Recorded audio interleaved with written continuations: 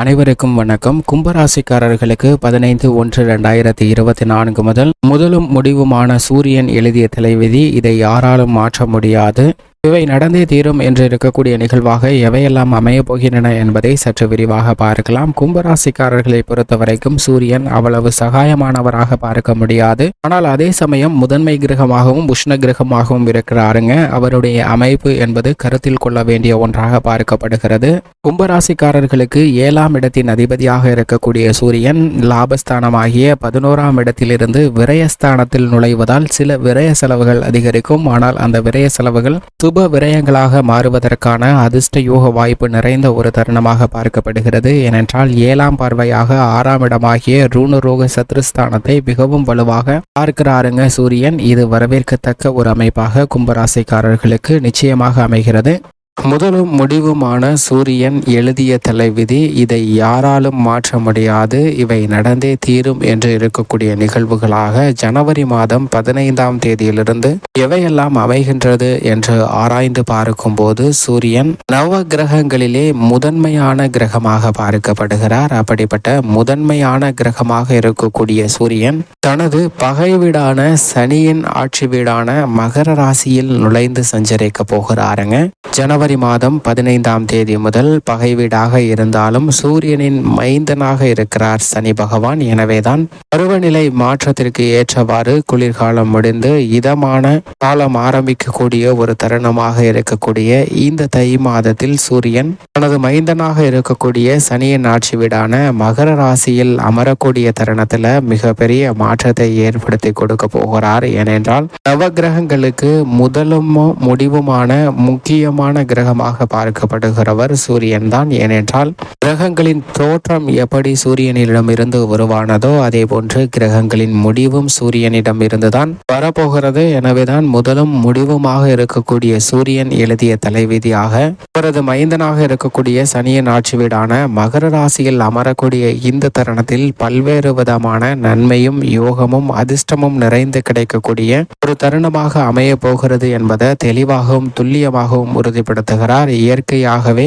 பாவத்தன்மை அதீதமாக கொண்டவராக பார்க்கக்கூடிய சூரியனின் அமைப்பு ஒருவருடைய ஜாதக அமைப்பில் மிகவும் அதீத நன்மை கொடுக்கக்கூடிய அமைப்பாக பார்க்கப்படுவது 3, 6, 10, 11 ஆகிய இடங்களில் அபரிவிதமான வளர்ச்சியும் முன்னேற்றத்தையும் அள்ளி கொடுக்கக்கூடிய ஒரு தன்னிகரற்ற செயல்பாட்டை வெளிப்படுத்துவாருங்க. ஏனென்றால் நவ கிரகங்களிலே அதிகாரமும் ஆளுமையும் கொண்ட கிரகமாக பார்க்கக்கூடியவர் சூரியன் மட்டும்தான். அப்படிப்பட்ட சூரியன் மிகவும் வலுவாக ஒருவருடைய ஜாதக அமைப்பில் சஞ்சரிக்கும் போது அனைத்திலும் முதன்மையானவர்களாக இருப்பார்கள். எந்த விதமான முக்கியமான முடிவெடுக்கக்கூடிய ஒரு தலை சிறந்த பொறுப்புகளில் செயல்படக்கூடிய நபர்களாகவும் தனித்துவம் மிக்கவர்களாகவும் பார்க்கக்கூடியவர்கள் நிச்சயமாக சூரியனின் ஆதிக்கம் அதீதமாக கொண்டவர்களாக தான் இருப்பார்கள். அப்படிப்பட்டவர்களுக்கு 3, 6, 10, 11 ஆகிய இடங்களில் சஞ்சரிக்கும் போது அபரிவிதமான வளர்ச்சியும் முன்னேற்றத்தையும் மிக சிறப்பாக அள்ளி கொடுக்க போகிறாருங்க. அதே சமயம் 2, 4, 5, 7, 9 ஆகிய இடங்கள்ல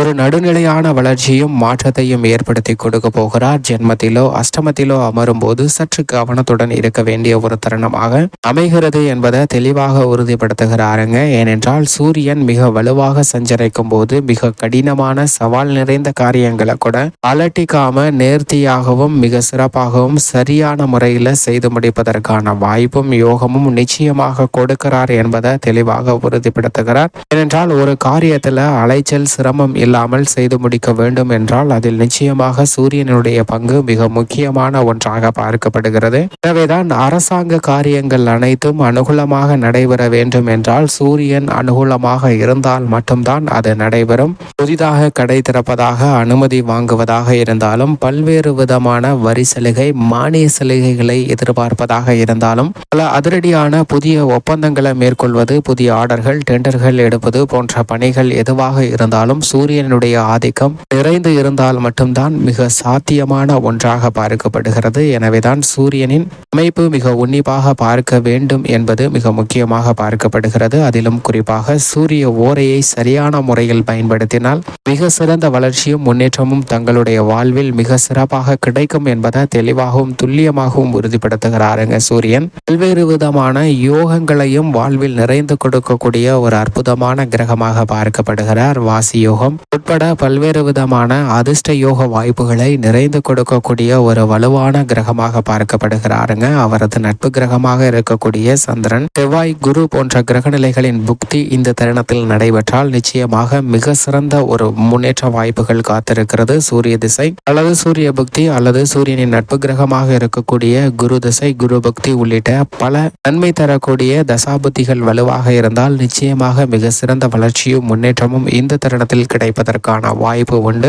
அதே போன்று அவருக்கு சமகிரகமாக இருக்கக்கூடிய புதன் புக்தியோ தசையோ நடைபெற்றாலும் நிச்சயமாக நல்ல பலன் கிடைக்குங்க. அதிலும் குறிப்பாக புதனின் பார்வையில் சூரியன் நட்பு கிரகமாக பார்க்கப்படுகிறார். ஆனால் அதே சமயம் சூரியனின் பகை கிரகமாக இருக்கக்கூடிய சுக்கிரன், சனி, ராகு, கேது போன்ற கிரக நிலைகளின் புக்தியோ திசையோ நடைபெறும் போது சூரியனின் புக்தியோ திசையோ நடைபெற்றால் சற்று கவனத்துடன் இருக்க வேண்டிய ஒரு தருணமாக அமைகிறது என்பதை தெளிவாக உறுதிப்படுத்துகிறார். ஆனால் அதே சமயம் இந்த தருணத்தில் மகர ராசியில் அமரக்கூடிய சூரியனின் அமைப்பு பண்டிகை கொண்டாடக்கூடிய ஒரு சிறந்த தருணமாக அமைய போகிறது. எனவே வாழ்வில் இன்பமும் புத்துணர்ச்சியும் நிறைந்து கிடைப்பதற்கான வாய்ப்பையும் வழியையும் உருவாக்கி கொடுக்கிறாருங்க. எனவே பல தடைகள் விலகி மகிழ்ச்சி பெறுவதற்கான வாய்ப்பு நிச்சயமாக கிடைக்கிறது. இருந்தாலும் சற்று கவனத்துடனும் சாதகமாக பயன்படுத்தி கொள்ளக்கூடிய வாய்ப்பு எப்போது அமைகிறது என்று பார்த்தால் நிச்சயமாக நல்லதொரு முன்னேற்றம் கிடைப்பதற்கான வாய்ப்பை சூரியன் உறுதிப்படுத்தி கொடுக்கிறார்.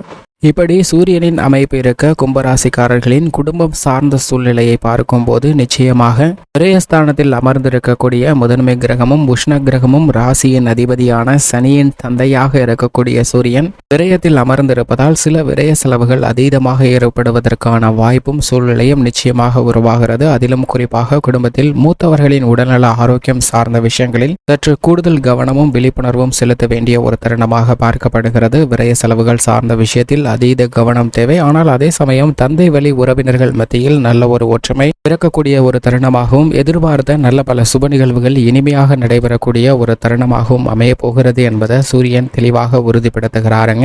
இந்த தருணத்தில் சூரியனால் ஏற்படக்கூடிய விரய செலவுகளை சுப விரயங்களாக மாற்றிக்கொள்வதற்கான திருமணம் உள்ளிட்ட பல சுப நிகழ்வுகளை மிக சிறப்பாக நடத்தலாம். அது மட்டுமல்லாது புதிதாக சொத்துக்கள் வாங்கக்கூடிய முயற்சியிலும் 7.5 சனியாக இருந்தாலும் கூட நல்ல பலன் கிடைப்பதற்கான வாய்ப்பு நிச்சயமாக கும்பராசிக்காரர்களுக்கு கிடைக்கிறது என்பதை 7ஆம் பார்வையாக 6ஆம் இடத்தை பார்க்கக்கூடிய சூரியன் உறுதிப்படுத்துகிறாருங்க. மதிப்பும் மரியாதையும் உத்தியோக ரீதியாக அதிகரிக்கும். உங்களுடைய முடிவுகள் அனைவராலும் ஏற்றுக்கொள்ளக்கூடிய ஒன்றாகவும் எதிர்கால நலனுக்காக இப்போது எடுக்கக்கூடிய முடிவு மிக சிறந்த மாற்றத்தை ஏற்படுத்தும். தொழில்துறை வியாபாரத்துறையில் சூரியன் விரயத்தில் இருப்பதால் அலைச்சல் சற்று அதிகரிக்கும். ஆனால் அரசாங்க சலுகைகள் புதிய ஒப்பந்தங்கள் நீங்கள் எதிர்பார்த்தபடி நிச்சயமாக சிறப்பாக கிடைக்குங்க. நேர்த்தியாகவும் சிறப்பாகவும் ஒரு செயலை செய்ய முடியவில்லை என்றாலும் நஷ்டம் ஏற்படுவதற்கான வாய்ப்பு இல்லை. லாபம் நிறைந்து கிடைக்கக்கூடிய ஒரு தருணமாக பார்க்கப்படுகிறது. கலைத்துறை ரீதியான பணிகளில் அதிக கவனம் மேலும் செலுத்த வேண்டிய ஒரு தருணமாக அமைகிறது என்பதை சூரியன் உறுதிப்படுத்துகிறாருங்க. அரசியல் சார்ந்த பணிகளில் தேர்தல் வெற்றிக்காக புதிய யூகங்களை இந்த தருணத்தில் மேற்கொள்ளலாம். அவை அனைத்தும் நல்ல பலன் கொடுக்கக்கூடிய